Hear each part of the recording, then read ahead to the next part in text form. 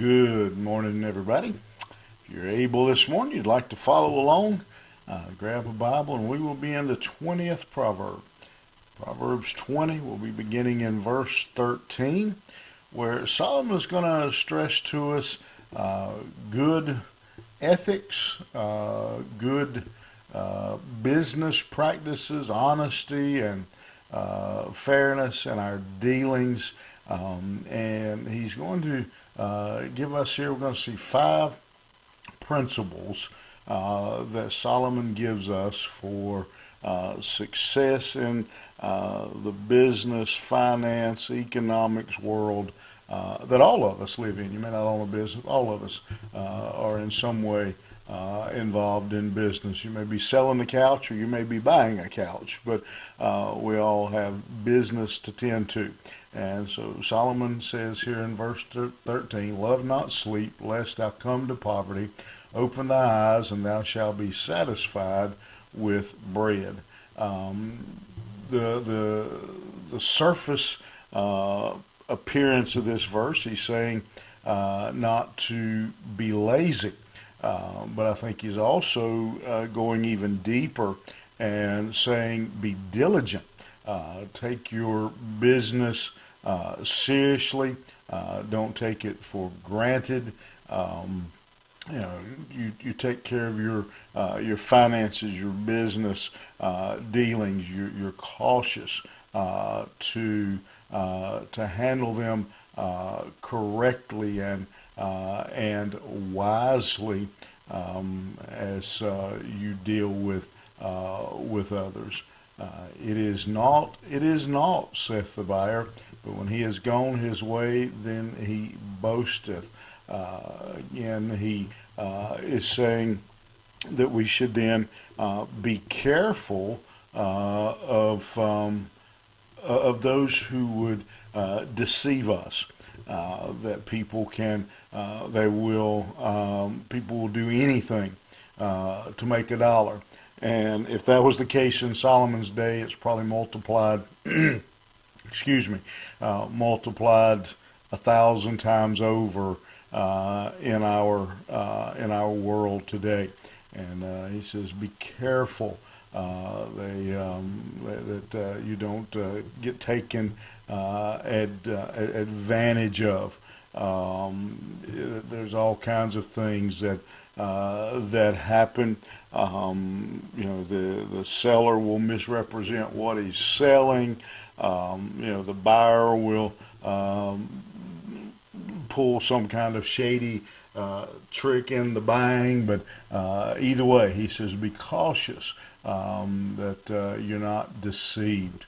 Verse 15, there is gold and a multitude of rubies, but the lips of knowledge are a precious jewel. I'm going to back up just a second and say one of the things that I have witnessed, unfortunately, and it's really sad to say this, many Christians get caught up and deceived in business practices because they are honest and they assume the best of everyone else. They assume everyone else is honest, when in reality they are not.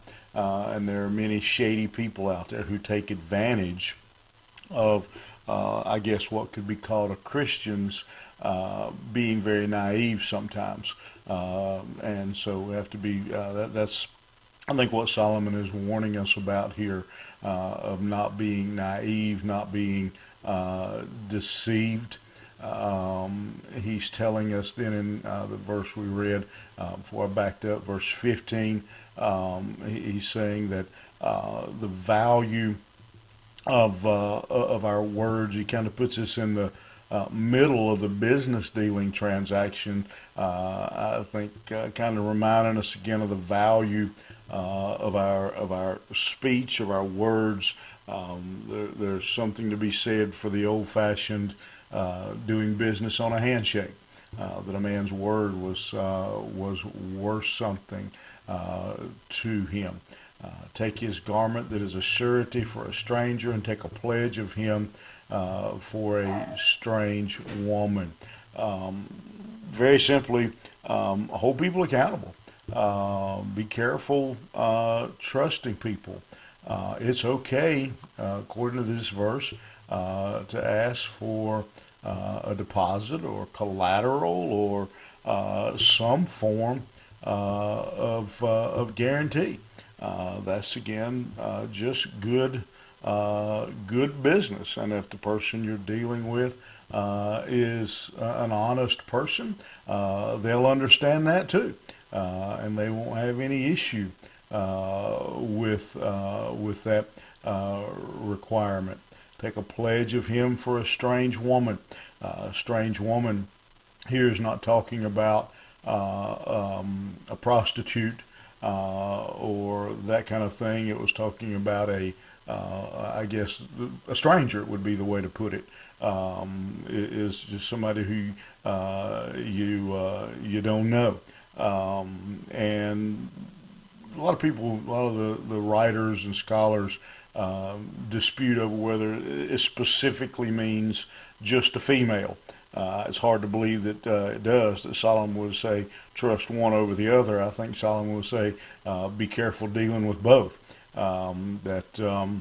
Again, be careful when you're dealing. If he is, and it is possible that he's talking about just from a woman, because especially in their day, far more than in our day today, it would have been hard for a woman many times to have repaid any type of loan because of the culture that made it difficult for her to work to earn the kind of income that a man would take in that time. Bread of deceit is sweet to a man, but afterward his mouth shall be filled with gravel. May be fun, it may be good to steal. He says, but eventually it's like eating dirt. It will come back to bite us eventually. And so there's some real wisdom here for us. A lot of people's lives would be different had they followed Solomon's wisdom and guidance in doing business, in managing their money, managing their affairs. If they would have had Solomon's wisdom and followed by his wisdom, their life would be far different. So good counsel, good advice for us in conducting our daily affairs this morning. Keep them in mind as you go about your business, your life, the wisdom of Solomon. Have a good day. We'll see you back here tomorrow morning.